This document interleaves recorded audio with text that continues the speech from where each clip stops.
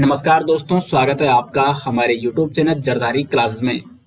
दोस्तों, आज हम यहाँ पे डिस्कस करने वाले हैं उत्तराखंड परिवहन तंत्र और राष्ट्रीय राजमार्गों के माध्यम से। मैप के माध्यम से हम समझने का प्रयास करेंगे उत्तराखंड के प्रमुख नेशनल हाईवे यानी राष्ट्रीय राजमार्ग।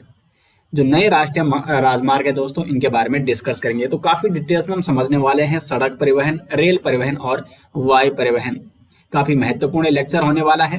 और यदि आपको इस लेक्चर के डिटेल्स नोट्स चाहिए या उत्तराखंड जियोग्राफी के कंप्लीट नोट्स चाहिए तो लिंक आपको मिल जाएगा वीडियो के डिस्क्रिप्शन में। तो शुरू करते हैं दोस्तों आज का लेक्चर। दोस्तों, परिवहन तंत्र की बात करें तो परिवहन तंत्र क्या होता है? किसी भी देश अथवा राज्य की आर्थिक उन्नति के लिए यातायात या परिवहन का सबसे महत्वपूर्ण योगदान होता है। अगर हम बात करें उत्तराखंड के परिप्रेक्ष्य से तो उत्तराखंड में यातायात यानी परिवहन तंत्र के तीन प्रमुख साधन हैं: सड़क परिवहन, रेल परिवहन और वायु परिवहन। तो इनके बारे में डिटेल्स में हम यहाँ पे जानेंगे। अब देखो, उत्तराखंड में अधिकांश जो क्षेत्र है वो हिमालयी क्षेत्र है, पहाड़ी क्षेत्र है। इसलिए यहाँ पे जो सर्वाधिक परिवहन देखने को मिलता है, सबसे ज्यादा यातायात देखने को मिलता है, वो है सड़क यातायात यानी सड़क परिवहन, क्योंकि यहाँ पर क्या है, पहाड़ी क्षेत्र है। तो जानेंगे प्रत्येक के बारे में डिटेल्स में। सड़क परिवहन किस प्रकार से, उत्तराखंड में कौन कौन से नेशनल हाईवेज हैं। रेल परिवहन के बारे में जानेंगे, कौन कौन सी प्रमुख रेल उत्तराखंड में चलती है। और वायु परिवहन के बारे में, कौन कौन से प्रमुख वायु अड्डे हैं उत्तराखंड में, इनके बारे में हम एक एक करके डिटेल्स में जानेंगे। लेकिन सबसे पहले हम थोड़ा इतिहास में चलते हैं कि उत्तराखंड में जो सड़क परिवहन है इसका इतिहास कैसा रहा है। तो उत्तराखंड सड़क परिवहन की बात सबसे पहले कर लेते हैं। पहले बात करेंगे उत्तराखंड की प्रमुख यातायात कंपनियों के बारे में। तो सबसे पहले उत्तराखंड में बनती है HMTC यानी हिल मोटर ट्रांसपोर्ट कंपनी। इसकी स्थापना होती है 1920 में और इसके संस्थापक कौन थे? मुंशी ललिता प्रसाद टमटा। मुंशी ललिता प्रसाद टमटा ये संस्थापक थे किसके? HMTC के। हिल मोटर ट्रांसपोर्ट कंपनी HMTC की स्थापना 1920 में मुंशी ललिता प्रसाद टमटा ने की और यह निजी क्षेत्र की पहली यातायात कंपनी थी। यह कंपनी हल्द्वानी व काठगोदाम से अल्मोड़ा के लिए यातायात सुविधा मुहैया करवाती थी। उसके बाद दूसरी कंपनी आती है KMS, कुमाऊं मोटर सर्विस। इनकी स्थापना का जो सन है वो आपको नोट करना है, क्योंकि यहाँ से डायरेक्ट एग्जाम में क्वेश्चन पूछा जाता है। तो KMS यानी कुमाऊं मोटर सर्विस, इसकी स्थापना 1921 में होती है और लगभग 1938 तक आते आते कुमाऊं में लगभग 13 मोटर कंपनियां हो गई थी। 13 मोटर कंपनी हो गई थी कुमाऊं में 1938 तक आते आते। उसके बाद 1939 में क्या होता है? 13 अप्रैल 1939 को जो कुमाऊं क्षेत्र की ये 13 मोटर कंपनियां थी, इनका विलय करके KMOU, Kumaon motor owners union की स्थापना की जाती है। तो इंपॉर्टेंट दोस्तों ये है कि ये डायरेक्ट एग्जाम में क्वेश्चन पूछा जाता है कि KMOU यानी कुमाऊं मोटर ओनर्स यूनियन की स्थापना कब की गई? 13 अप्रैल 1939 को। जो 13 मोटर कंपनियां थी उनका विलय करके KMOU की स्थापना की जाती है और पंडित गोविंद वल्लभ पंत का KMOU की स्थापना में विशेष योगदान था। कुमाऊं मोटर ओनर्स यूनियन की पहली बैठक 1939 में कहाँ आयोजित की जाती है? इसकी जो बैठक थी, पहली बैठक, वो 1939 में काठगोदाम में आयोजित की जाती है। तत्कालीन कंपनी महाप्रबंधक कौन थे? ई डेजा फोंसेका। इस बैठक की अध्यक्षता किसने की थी? ई डेजा फोंसेका। ये तत्कालीन KMOU यानी Kumaon motor owners union company के क्या थे? अध्यक्ष थे। ई डेजा फोंसेका की अध्यक्षता में KMOU की पहली बैठक 1939 में काठगोदाम में आयोजित की जाती है। इस मोटर कंपनी की दो शाखाएं हैं, रामनगर और टनकपुर में इसकी दो शाखाएं खोली गई। तो ये तो कुमाऊं की प्रमुख यातायात कंपनी थी। अब चलते हैं गढ़वाल की ओर। गढ़वाल में क्या क्या यातायात सुविधा के बारे में क्या प्रक्रिया चल रही थी। तो गढ़वाल में आपको एक और चीज नोट करनी है, 1938 में प्रताप सिंह नेगी जी के नेतृत्व में गढ़वाल में गाड़ी सड़क आंदोलन चलाया गया था। इसको दोस्तों आप स्क्रीनशॉट ले सकते हैं इसका, क्योंकि इसको मैं मिटा रहा हूं। और बाकी इसके डिटेल्स नोट्स आपको यदि चाहिए तो लिंक मिल जाएगा वीडियो के डिस्क्रिप्शन में। वीडियो के डिस्क्रिप्शन में हमारी ई बुक दी गई है, उसमें ये टॉपिक के डिटेल्स नोट्स भी हैं, तो उसको आप जरूर लें। और वीडियो लेक्चर देखने के बाद आप एक बार उस पीडीएफ से, उस ई बुक से इसको एक बार जरूर पढ़ें, ताकि आपके माइंड में ये चीजें लंबे समय तक आप याद रख सकें। तो डिटेल्स जो मैं आपको यहाँ पे बता रहा हूँ, डिटेल्स में आपको पीडीएफ में मिल जाएगा, लिंक मिल जाएगा वीडियो के डिस्क्रिप्शन में। तो गढ़वाल की बात करें तो गढ़वाल में 1938 में यहाँ पर क्या चल रहा है, गाड़ी सड़क आंदोलन। गाड़ी सड़क आंदोलन, और इसका नेतृत्व कौन कर रहे थे, तो इसका नेतृत्व कर रहे थे प्रताप सिंह नेगी। अब गढ़वाल में भी धीरे धीरे क्या होने लग गई, सड़क बनने लग गई थी। और इसी के पश्चात क्या होता है, गढ़वाल में जीएमओयू की स्थापना होती है, गढ़वाल मोटर्स ओनर्स यूनियन।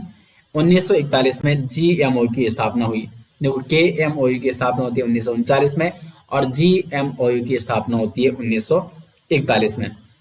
इसकी स्थापना कहाँ होती है, कोटद्वार में। कोटद्वार में जीएमओयू की स्थापना होती है। इसका मुख्य कार्यालय कोटद्वार में बनाया जाता है, और इसकी एक शाखा ऋषिकेश में भी है। जो जीएमओयू है, इसकी एक शाखा ऋषिकेश में भी है। 1944-45 में जीएमटीसी, गढ़वाल मोटर्स ट्रांसपोर्ट कंपनी की स्थापना भी की जाती है। गढ़वाल मोटर ट्रांसपोर्ट कंपनी, जीएमटीसी, इसकी स्थापना भी की जाती है 1944-45 के आसपास। 1946 में जो जीएमटीसी है, इसका विलय किया जाता है, किसमें, जीएमओयू में। और अब जीएमटीसी और जीएमओयू क्या हो जाते हैं, 1946 में एक हो जाते हैं। 1946 में जीएमटीसी का विलय किसमें किया जाता है, जीएमओयू में किया जाता है।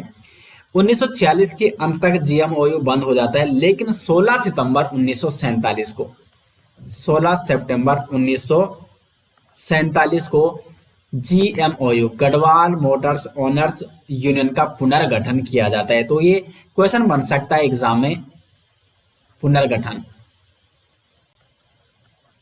कि जीएमओयू का पुनर्गठन कब किया गया, 16 सितंबर 1947 को।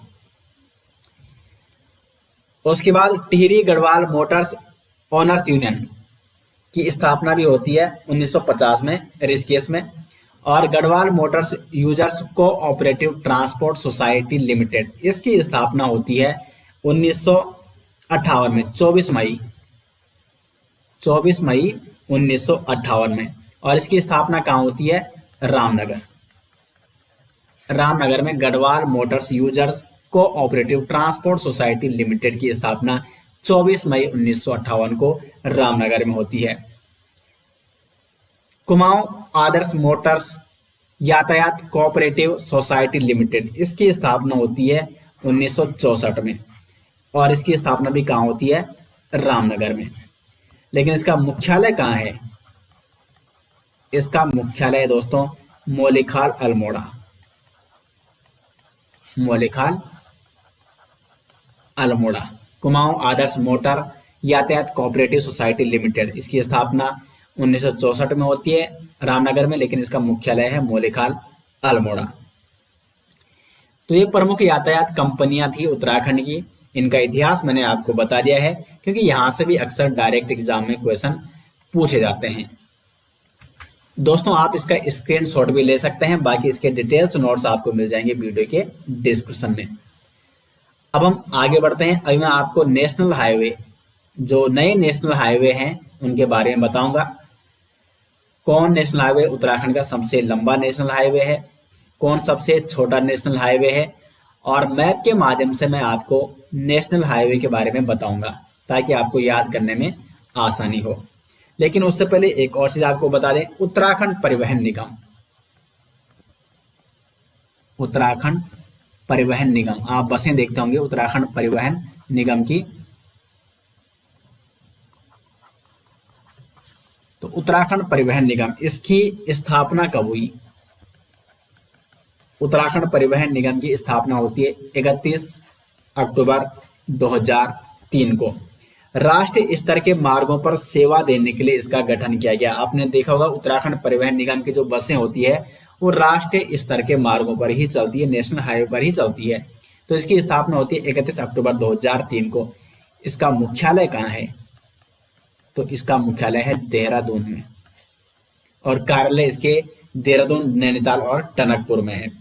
रामनगर नैनीताल को कोटद्वार पौड़ी से जोड़ने वाला मार्ग है कंडी मार्ग। कंडी मार्ग कौन सा है? तो वो है नैनीताल रामनगर। रामनगर नैनीताल से जो कोटद्वार मार्ग जाता है इसे कंडी मार्ग कहा जाता है। ये भी आपको नोट करना है, कंडी मार्ग। अब हम बात करेंगे, ये तो मैंने आपको कुछ महत्वपूर्ण चीजें बता दी हैं। अब हम बात करते हैं दोस्तों आगे, वो बात करेंगे यहाँ पर उत्तराखंड राष्ट्रीय राजमार्गों के बारे में, जो नेशनल हाईवे हैं उत्तराखंड के। ये काफी महत्वपूर्ण टॉपिक है, क्योंकि यहाँ से अगर नेशनल हाईवे से क्वेश्चन बनेंगे तो इंपॉर्टेंट क्वेश्चन यहाँ से बन सकते हैं। यहाँ से भी दोस्तों कई बार एग्जाम में क्वेश्चन पूछे जाते हैं। ये दोनों यहाँ पे जो पॉइंट है वो इंपॉर्टेंट है, तो इसलिए हम अब बात करेंगे नेशनल हाईवे के बारे में। उत्तराखंड राष्ट्रीय राजमार्ग, नेशनल हाईवे, और जो मैं आपको यहाँ पे नेशनल हाईवे बता रहा हूँ उत्तराखंड के, ये सभी नए हैं, अपडेटेड हैं। और मैं यहाँ पे आपको पुराने जो नाम थे इनके वही बताऊंगा, साथ में ये कहाँ से कहाँ तक जाते हैं वही बताऊंगा, और इनकी लेंथ क्या है जो इंपॉर्टेंट है उनकी लेंथ भी मैं आपको बताऊंगा। तो सबसे पहले NH7, इसका जो पुराना नाम था वो था नेशनल हाईवे 58। ये अंबाला हरियाणा से होते हैं पोंटा साहिब, देहरादून, ऋषिकेश, श्रीनगर, गढ़वाल, रुद्रप्रयाग, कर्णप्रयाग, बद्रीनाथ और माणा तक जाता है। तो यह है आपका माणा तक। अब माणा को अब भारत का प्रथम गांव कहा जाता है। पहले इसको अंतिम गांव कहा जाता था, लेकिन अब इसे भारत का प्रथम गांव भी कहा जाता है। तो ये सीमावर्ती गांव है भारत का। और इस जो नेशनल हाईवे जो NH7 है, इसकी जो लेंथ है वो 380.8 किलोमीटर है। ये उत्तराखंड का सबसे लंबा राष्ट्रीय राजमार्ग है। तो उत्तराखंड का सबसे लंबा राष्ट्रीय राजमार्ग कौन सा है? वो है NH7, और इसका पुराना नाम था NH58।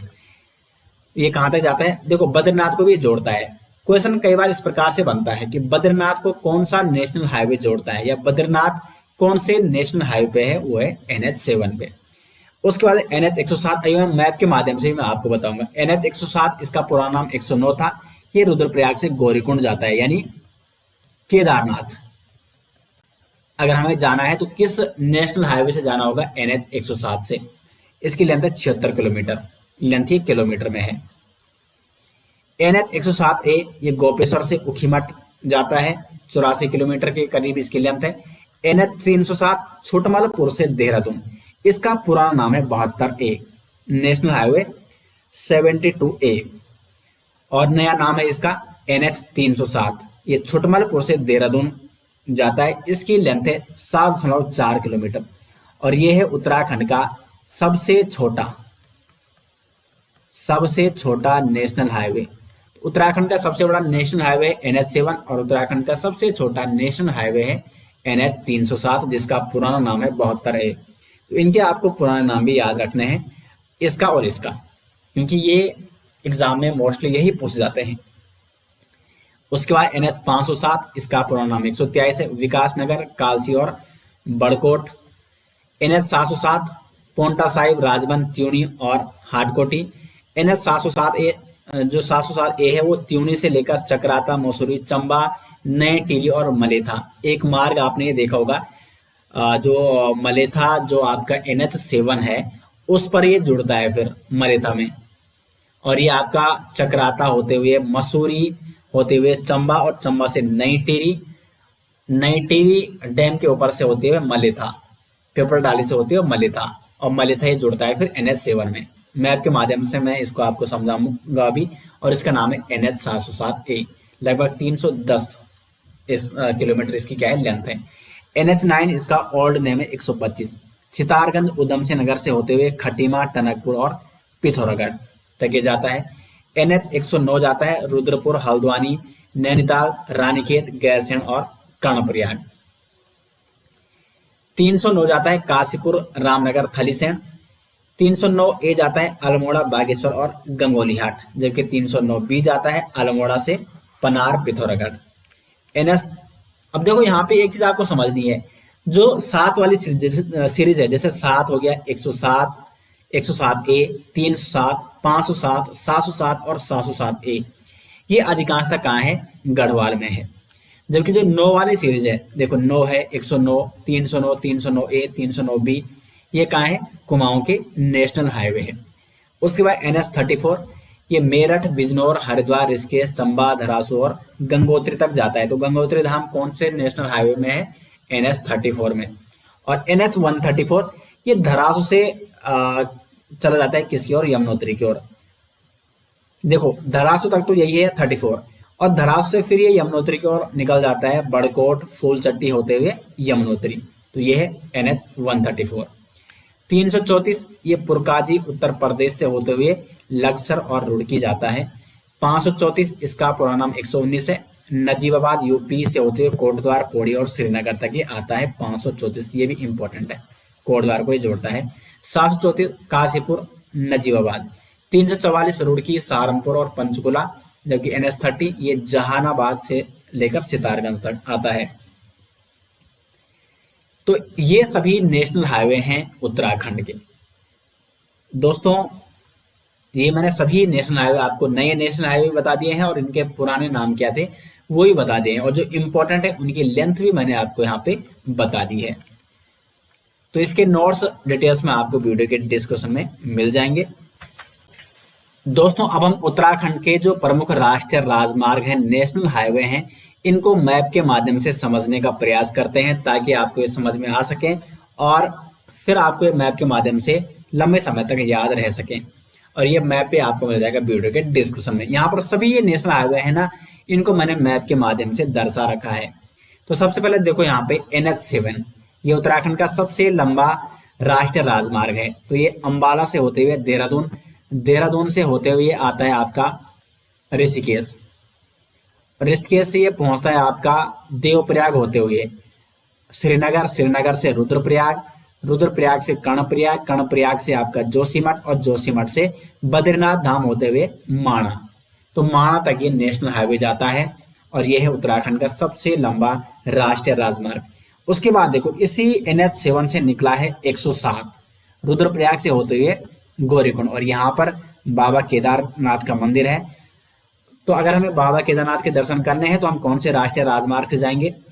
पहले तो हम NH 7 से होते हुए जाएंगे रुद्रप्रयाग तक, और फिर रुद्रप्रयाग से NH 107 में हम जाएंगे। ये है 107 रुद्रप्रयाग से गौरीकुंड। तो यहाँ पर मैं प्रमुख आपको बताऊंगा, क्योंकि मैंने डिटेल्स में आपको ऊपर बता दिया है, और लेकिन इसका जो ये मैप है इसका PDF भी आपको वीडियो के डिस्क्रिप्शन में मिल जाएगा। उसके बाद अगर हम बात करें, देखो यहाँ पे 307, देखो यहाँ पे ये है देहरादून से होते हुए छुटमलपुर, क्योंकि जो 307 है नेशनल हाईवे 307, ये उत्तराखंड का सबसे छोटा राष्ट्रीय राजमार्ग है, लगभग 7 किलोमीटर, सबसे छोटा नेशनल हाईवे छुटमलपुर से देहरादून। तो ये है नेशनल हाईवे 307। उसके बाद नेशनल हाईवे 507 आप यहाँ पे देखेंगे, ये आपका जाता है विकास नगर होते हुए कालसी, बड़कोट तक ये पहुंचता है, और फिर ये जुड़ जाते हैं नेशनल हाईवे 134 के साथ, जो कि धरासू से होते हुए यमुनोत्री तक जाता है। तो धरासू से होते हुए यमुनोत्री तक कौन सा नेशनल हाईवे जाता है? National highway 134। जबकि विकास नगर से बड़कोट तक और फिर ये 134 के साथ जुड़ जाता है, ये कौन सा नेशनल हाईवे है? National highway 507। अगर हम देखो गंगोत्री की बात करें तो गंगोत्री में जाता है नेशनल हाईवे 34। ये कहाँ से आता है? ऋषिकेश से होते हुए चंबा, और चंबा से आप जाएंगे धरासू, धरासू से एक निकलता है 134 यमुनोत्री के लिए, और एक जाता है ये 34, ये यही जा रहा है, फिर ये गंगोत्री तक जाता है। तो ऋषिकेश से होते हुए हरिद्वार से आता है ये वैसे, ठीक है, हरिद्वार होते हुए ऋषिकेश, हरिद्वार से पीछे से ये मेरठ बिजनौर से आता है, और उसके बाद हरिद्वार, हरिद्वार से ऋषिकेश, ऋषिकेश से चंबा, चंबा से धरासू और धरासू से गंगोत्री। ये है नेशनल हाईवे 34। उसके बाद अगर हम आगे देखेंगे, कुमाऊं के जो प्रमुख राष्ट्रीय राजमार्ग है जिसमें सबसे पहले आता है NH9, नेशनल हाईवे 9। तो ये देखो यहाँ पे जो NH9 है ये सितारगंज से होते हुए उधम सिंह नगर के खटीमा से होते हुए फिर ये आता है टनकपुर, और टनकपुर से ये जाता है आपका पिथौरागढ़। तो ये है NH9। उसके बाद NH109 की अगर बात करें तो ये है रुद्रपुर। रुद्रपुर से हल्द्वानी, हल्द्वानी से नैनीताल, नैनीताल से होते हुए रानीखेत, और रानीखेत से होते हुए गैरसैंण, और ये मिल जाता है कर्णप्रयाग में NH7 से।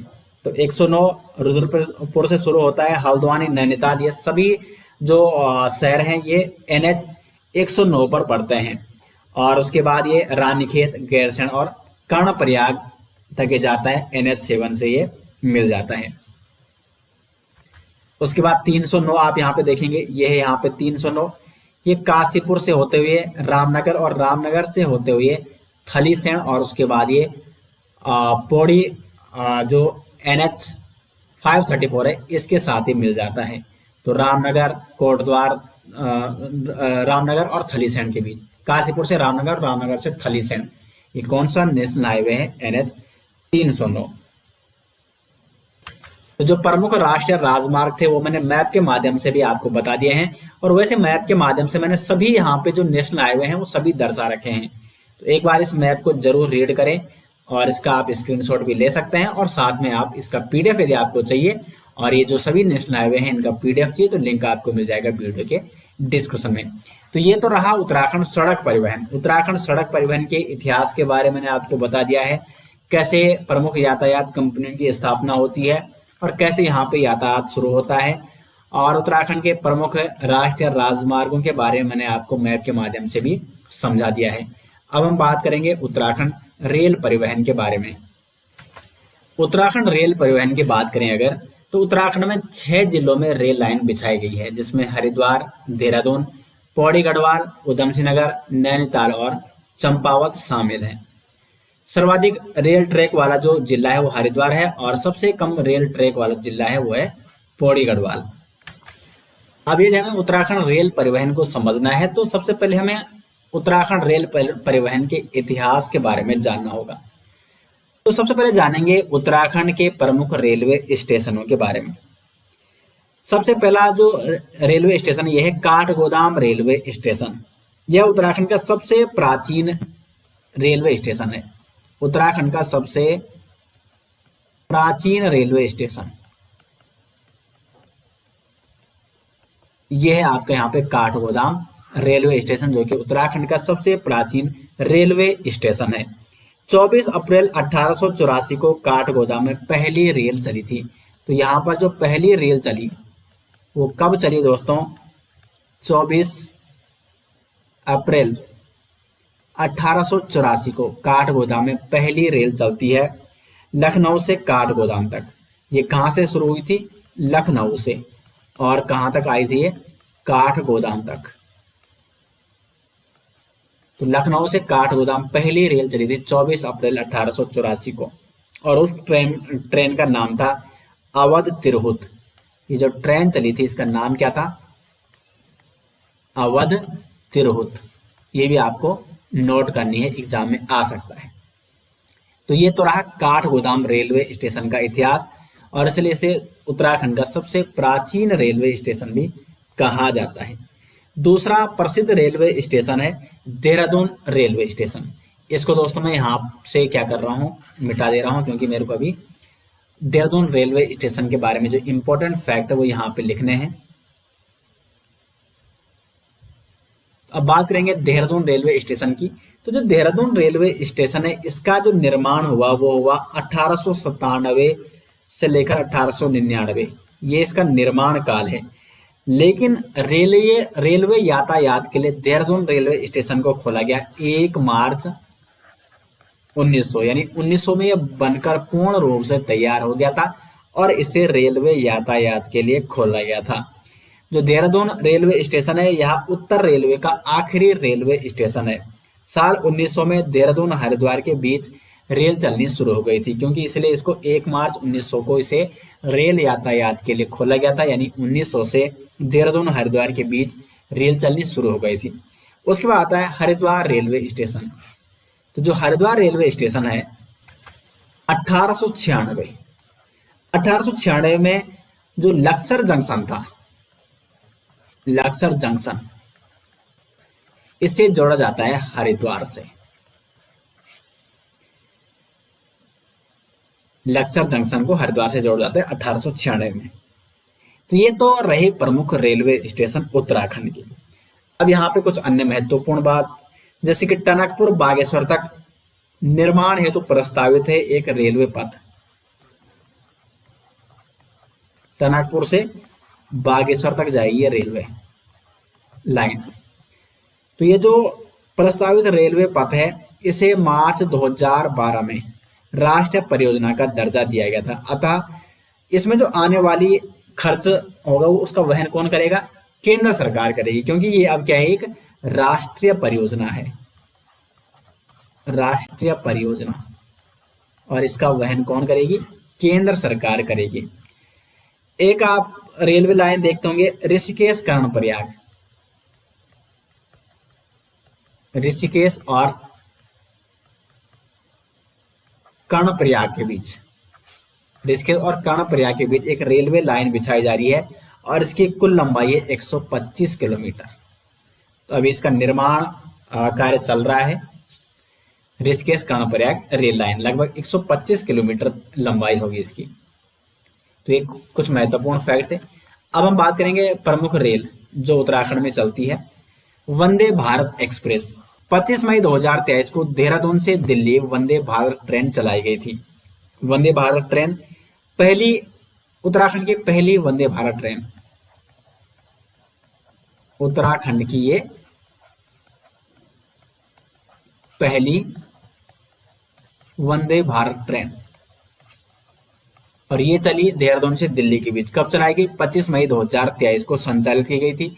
इसका उद्घाटन प्रधानमंत्री नरेंद्र मोदी ने वीडियो कॉन्फ्रेंसिंग के जरिए इसका उद्घाटन किया था।